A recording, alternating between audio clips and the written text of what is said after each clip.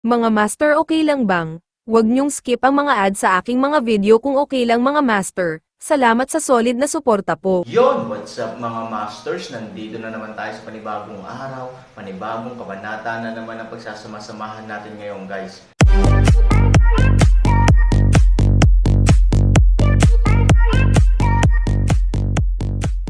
Bali mga masters, kung bago ka pa lang po sa aking YouTube channel, please click the subscribe button, lalong-lalo na po yung notification bell guys, para maging connected pa rin tayo sa isa't isa at maging updated kayo sa mga susunod ko pang video. Bali mga masters, bago natin umpisahan ng kwento ay mag-shoutout po muna tayo para sa mga solid nating tagapakinig. Shoutout kay Fernando Jimeno at shoutout kay Norlisa Sugay. Yun na nga mga masters, no? Bali hindi na ito patagalin. In 3, 2, 1, let's go! Noong kumakain si Han Sanchen, hindi niya pinansin ang kilos ni Ivory. Hanggang sa bigla siyang bumangon, si Han Sanchen ay tumingin sa kanya ng blanko. Ngunit sa pagtingin sa lamig ng yelo sa mukha ni Ivory, biglang nakaramdam ng kaunting lamig si Aaron at pansamantalang nagtanong, ano ang problema? Hindi sumagot si Ivory. Nakatingin sa mga mata ni Aaron, malamig niyang sinabi, mahirap bang pakitunguhan ang Yuming City? Ngumiti si Aaron, hindi naman mahirap. Kamakailan lang ay nakapunta na ako sa lungsod. May aksidente lang sa kalsada. Nang marinig ang mga salita ni Aaron at nakatingin sa kanyang ngiti, biglang napaluha si Ivory, itinuro ang kanang baywang ni Aaron at sinabing maling, isang maliit na aksidente. Nasaktan ka ng ganito. Tinatawag din itong maliit na aksidente. Aksidente ba talaga na namatay ka sa labas isang araw? Tumingin si Han Sanchen sa kanyang mga mata at nalaman na ang kanyang kanang tiyan hanggang sa likod ay kinulayan na ng pula ng dugo. Ito ang trauma na natitira noong digmaan kay Ye Shijun, ngunit hindi kailanman nagkaroon ng pagkakataon si Han Sanchen na isaalang-alang ito. Nang maglaon, mula sa sitwasyon ng pagtakas, hindi niya ito pinansin. Pagkarating dito, nakita ni Aaron sina Ivory at Han Nayan, at ang buong isipan ng tao ay nasa kanila, kaya natural na hindi niya sila pinansin. Umiling si Aaron at marahang bumangon. Habang sinusubukang panasan ang mga luha ni Ivory, ipinaliwanag niya, talagang maliit lang itong pinsala, ngunit iniwan ko sina Ye Shijun at Fu Tian gamit ang isang kamay. Ye Shijun at Fu Tian. Nang marinig ang mga salita ni Aaron, ang atensyon ni Ivory ay hinigop muli tulad ng inaasahan ni Aaron, nasa lupain ba sila ng pamilya ng demonyo? Tumanggaw si Aaron, oo, hindi ko alam kung bakit sila pumunta dito, at mukhang marami silang kinalaman sa mga tao sa lupain ng demonyo. Hindi ko alam kung ano ang gusto nilang gawin sa likod nila. Sumimangot si Ivory at walang sinabi saglit. Nakilala rin niya ang mga salita ni Aaron, ngunit hindi niya alam kung ano ang gagawin ni Foye at ng kanyang pamilya sa lupain ng Diablo. Sinaktan ka ba niya? Kalsada ng Ivory. Tumanggaw si Aaron, ang lalaking iyon ay hindi na siya tulad ng dati. Parang napossess siya. Ang kanyang mga nagawa ay parang nakaupo sa isang rocket. Ngayon ay hindi na siya masyadong naghihirap sa pakikipaglaban sa akin. 3,000, pupunta ba sila sa iyo? Nag-aalala si Ivory, ang mabilis na paglago ng cultivation ay nakasalalay sa alinman sa kanilang sariling talento o sa pagtaas ng mga pinuno sa antas ng Diyos. Bilang karagdagan, sinabi mo na marami silang kinalaman sa mga tao sa lugar ng pamilya ng demonyo. Siguro kung ikaw makakahanap ba si Shijun ng anumang suporta sa lugar ng pamilya ng demonyo. Your purpose this time is also to go to the core of the demon land. Bigla rin silang pumasok sa ganitong oras, hindi ba sa tingin mo ito ay kakaiba? Sumimangot si Aaron. Noong una, hindi niya pinagugnay ang dalawang bagay, ngunit ngayon ang mga salita ni Ivory ay talagang nagpapaalala kay Aaron. Oo, parang nagkataon lang, pero kapag nagtagpo ang ilang pagkakataon, hindi na ito kasing simple ng coincidence. Lahat ng uri ng mga bagay o tao ay naglalak at nagtutulak ng Aaron sa kaibuturan ng lupain ng demonyo. Ngayon pa lang ay parang may ibang puwersa na rin ang papunta sa lugar na iyon. Ang lahat ay nagpapaisip kay Aaron na kapag nakarating na siya sa Bone-Burning City, maaaring magkaroon ng isang bagay na nanginginig doon. Mag-ingat ka, sinabi sa akin ni Ivory. Tumanggaw si Aaron at hinawakan ang ulo ni Han Nayan. Kung hindi, hindi ka ba pumunta sa Bone-Burning City? Matagal na nag-alinlangan si Ivory at ibinuka ang kanyang bibig, mayroon siyang hindi maipaliwanag na pag-aalala. Siya ay nag-aalala na ang Aaron ay pupunta sa oras na ito, halos patay na walang buhay, malamig at mapait na ngumiti si Aaron, ayaw niyang pumunta, ngunit may mga bagay na hindi niya kontrolado, naniniwala si Han Sanchen na kung talagang hindi siya pupunta doon, natatakot ako na mas mahihirapan siya, sa pag-iisip nito, biglang may naalala si Aaron, bahagyang itinaas ang kanyang mga mata at tumingin sa langit, sa oras na ito, sa langit. Mga master, okay lang bang? Huwag niyong skip ang mga ads sa aking mga video kung okay lang mga master. Salamat sa solid na suporta po. Nang makita ang mga mata ni Aaron, ngumiti ang dalawang multo sa ulap, ang tsaa at chest pa rin. Mukhang unti-unti nang naiintindihan ng lalaking ito ang isang bagay. Malumanay na ngumiti ang matandang nagwawalis ng sahig. Napangiti din si Bahwang Tianshu, papalapit ito ng papalapit sa bone-burning city. Natural, mas marami siyang nalalaman na mga bagay-bagay. Ito ay hindi bihira. Tumanggo ang matandang sweeper at walang ganang umiling. Sayang naman at mas matigas ang ulo nitong batang to. Kung hindi, bakit ganito ang pabitin ng batang to ngayon? I'm afraid na tapos na siya. Bakit siya pupunta dito? Sayang ang umaagos na tubig ay sinadya, ngunit ang mga nalalagas na bulaklak ay walang awa. Ang batang ito ay nalilibugan sa isa. Wala ring pagpipilian si Bahwang Tianshu kundi ngumiti ng mapait. Nangangahulugan din ito na ang mga tao ay nagsumikap na gumawa ng ganoong buong dula para sa kanya, at ipinakita pa nga ang kanilang sanggol sa kabuuan. Nakakalungkot na may mga taong muggle. Gayunpaman, gaya ng sinabi mo, lahat ng bagay sa mundo ay may sanhi at epekto. Kung hindi siya single-minded, hindi siya pipiliin ng lalaking iyon. Tumanggo ang matandang Wallis, tama rin ang sinabi mo. Lahat ng bagay sa mundo ay may kapalaran. Hindi lang malakas, pero kabaliktaran. Nga pala, yung seal sa katawan niya. Papalapit na ng palapit. Don't mention that the boy didn't feel good. Even in his heyday, he is probably to die all his life, not to mention that this guy, ay apektado ngayon.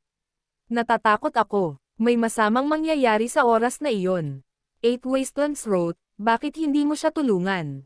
Ikanaway ng matandang Wallis ang kanyang kamay, ang mga kalsada ay kanyang sariling pinili. Bagamat ang lalaki ay nagayos ng ilang mga daan para sa kanya ng maaga, ito ay ang pangkalahatang direksyon lamang. Kung paano pumunta ay nakasalalay sa kanya. Hindi na tayo dapat na makialam pa. At saka, gaya ng sinabi ko noon, minsan ang paghihirap ay hindi paghihirap, ngunit hayaan siyang matuto kung paano harapin ang mas malalaking paghihirap. Kahit na ang selyo ay nililimitahan siya at ginagawa siyang magtagal ng maraming beses sa kasalukuyan, sa sandaling ibalik niya ang mga lingers na ito ay paglago para sa kanya. Malakas na tumanggo si Bahwang Tianshu, oo, siya ang napili. Sa kanilang mga salita, kailangan muna nating paganahin ang kanyang mga kalamnan at buto, gutom ang kanyang katawan at balat, at kulang sa kanyang katawan. Pagkatapos ay tumingin sila sa isa't isa ng nakangiti, kinuha ang kanilang tsaa at muling sinimulan ang kanilang laro ng chess. Pagkatapos ng hapunan, gustong tulungan ni Aaron si Ivory na maglinis, ngunit hiniling ni Ivory kay Aaron na samahan si Han Nayan. Naglinis siya mag-isa. Ang panahon ng magulang anak ay masaya, at ang masayang oras ay napakaikli din. Nang maghabulan ang mag-ama sa buong damuhan at pawis na pawis, nilinis din ni Ivory ang kusina at dahan-daang lumabas. Nang makita ang masayang paglalaro ng kanyang mag-ama, hindi niya maiwasang mapangiti habang nakatayo. Pagkaraan ng isa pang sandali, ibinuka niya ang kanyang bibig, hindi ko nais na istorbohin ang iyong ama at anak, ngunit natatakot ako kung hindi kita tatawagan muli, natatakot akong malapit na silang maghapunan. Bilang pinuno nila, matagal ka nang hinihintay ng lahat. Dapat ka bang pumunta at mag-toast? Ngumiti si Aaron at naglakad papunta kay Ivory kasama si Han Nayan. Tama lang na isama ka para makilala ang ilang mga bagong kaibigan. Pagkatapos nito, hinawakan ni Aaron si Han Nayan sa isang kamay at itinaas ang isang kamay sa ere. Halatang hinihintay niyang hawakan ni Ivory ang kanyang kamay. Nag-alinlangan si Ivory, ngunit ilang sandali pa ay iniabot niya kay Han ang kanyang kamay at hinayaan siyang dalhin siya hanggang sa kahoy na bahay. Ito ay hindi isang simpleng paraan para matulog sila sa araw at buwan, ngunit upang akayin silang matulog sa paglubog ng araw, marami sa kanila ang napabuti ang kanilang mga nagawa. Ngumiti si Ivory, tumango si Aaron, na inaasahan niya, pagkatapos ng lahat, Ang aura ng mundo ng Tianshu ay sapat na, habang nag-uusap ay dumating ang 3 miyembro ng pamilya sa pintuan ng malaking bahay na kahoy na puno ng tawanan. Noong unang pumasok sina Chingji at Mobishan sa kahoy na bahay, labis silang nag-aalala na marinig silang magsalita ng malakas, natatakot sila na baka sila ay masyadong maingay upang maakit ang atensyon ng mga kalaban sa labas, natigilan sila nang ipaliwanag ni Ningyu ang mundo dito sa kanila.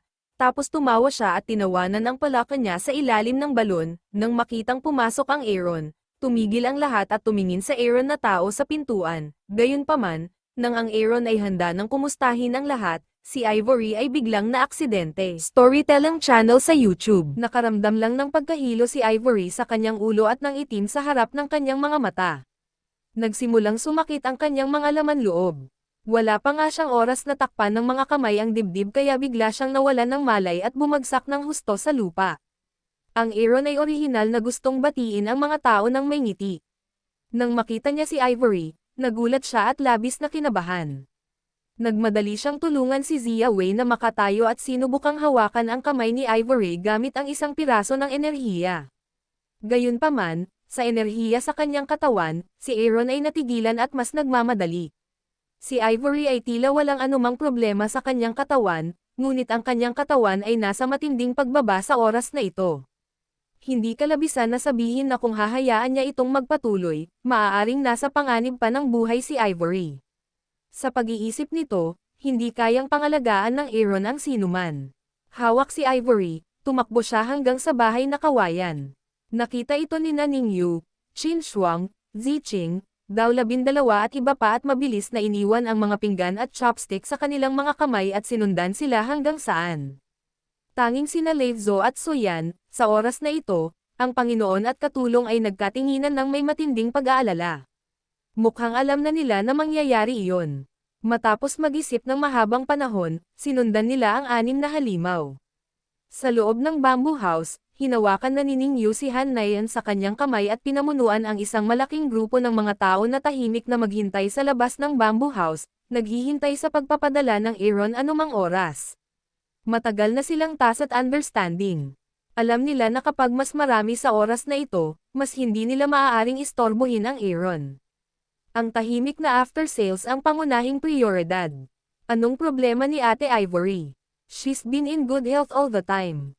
Paanong bigla siyang mahimatay? Si Wang Siman ay nasa unahan ng mga tao. Sa oras na ito, siya ay labis na nababalisa. Bagamat ang katotohanan na si Aaron ay may asawa, pagkatapos na makibagay sa mundo ng Tianshu, hindi lang niya kinasusuklaman si Ivory dahil sa pagnanakaw ng kanyang minamahal. Sa kabaligtaran, nagsimula rin siyang maunawaan kung bakit Aaron iningatan si Ivory. Para sa kanya, si Ivory ay isang hindi perpekto ngunit ang pinaka-perpektong babae. Sa usapin ng ugali at kagandahan, tiyak na hindi siya ang kalaban ni Qin Shuang. In terms of figure and personality, mas mababa pa siya kay Ziqing. Sa mga tuntunin ng paglilinang, tila mas masahol pa siya kaysa sa kanyang sarili at kay Ningyu. Ngunit nangyayari na ang mga taong ito na mas mababa sa lahat, kapag pinagsama, ay may kanyang natatanging pagiging perpekto. Marahil gaya ng sabi ng mundo, walang perpektong tao o bagay sa mundo. Tanging ang hindi kumpleto ang pinaka-perpekto. Masusing binibigyang kahulugan ni Ivory ang konseptong ito. Sumimangot si Ningyu at piniling huwag magsalita tulad ni Fu Li, ngunit ang kanilang mga puso ay labis na nagsisi. Nang wala si Aaron at namatay si Fu Mang, at si Bai Xiaosheng sa Jiangho ay isang lalaki, ang responsibilidad ng pag-aalaga kay Ivory ay natural na bumaba sa kanya at kay Fu Li, na lumabas kasama ang kanyang pamilya. Gayunpaman, sa napakatagal na panahon, wala sa kanila ang nakapansin sa pisikal na kakulangan sa ginhawa ni Ivory. Ngayon si Ivory ay biglang nahimatay. Ito ay dahil sa kanilang mahinang pangangalaga. Sinisisi din ng Dao 12 at Moy ang kanilang sarili. Sila ay nahuhumaling sa paglilinang. Gusto nilang hindi lamang i-drag ang likod ni Aaron, ngunit tulungan din siya sa hinaharap. Hindi rin nila binabaliwala ang pangangalaga ni Ivory. Ngunit nang ang isang grupo ng mga tao ay nag-aalala at sinisisi ang kanilang mga sarili, malumanay na hinarang ni Leifzo ang mga tao. Inakay ang kanyang binibini na si Soyan mula sa likuran, at sinubukang maglakad patungo sa bahay na kawayan. Nanlamig ang mukha ni Qin Shuang, at bahagyang sumandal siya sa harap ni Suyan. Miss Su, huwag istorbohin ang Aaron at salubungin ang tag-araw. Kung kailangan niya ito, tatawagan niya tayo. Umiling si Suyan. Ate Shuang, alam ko kung ano ang nangyari kay Ivory. Gusto kong pumasok at sabihin sa Aaron. Alam mo ba kung ano ang nangyayari? Nang marinig ito, hindi lang si Qin Shuang ang sumimangot, kundi pati si Ningyu at iba pa ay tumingin kay Suyan. Hindi lang niya alam din natin. Sa oras na ito, namumukod tangi din sina Qingji at Mo Baitian sa karamihan. Sa pagkakataong ito, isang grupo ng mga tao ang mas nalilito. Bagamat ngayon lang sila nagkita, mas alam nilang sila ang mga pinuno ng matandang makapangyarihang puwersa sa angkan ng demonyo. Ngunit paano nila malalaman ang tungkol kay Ivory gayong bago pa lang sila rito? Ganyan sila. Si Suyan, na nakakaalam ng katotohanan ng bagay, ay mas kakaiba. Kahit sa oras na ito, malakas ang pagbabantay niya. Malinaw na silang tatlo lang ang nakakaalam ng usapin. Paano nalaman ng dalawang ito? Ito Yun na ba? nga mga masters, no? Bali panibagong kabanata na naman yung natapos natin ngayong gabi. Muli, maraming salamat po talaga sa walang sawang suporta po sa aking YouTube channel na talagang inaabangan nyo po ang bawat upload ko po. Bali mga masters, magkita-kita ulit po tayo bukas ng gabi at ngayon po ay magpapaalam po muna tayo. Bali mga masters, bye-bye!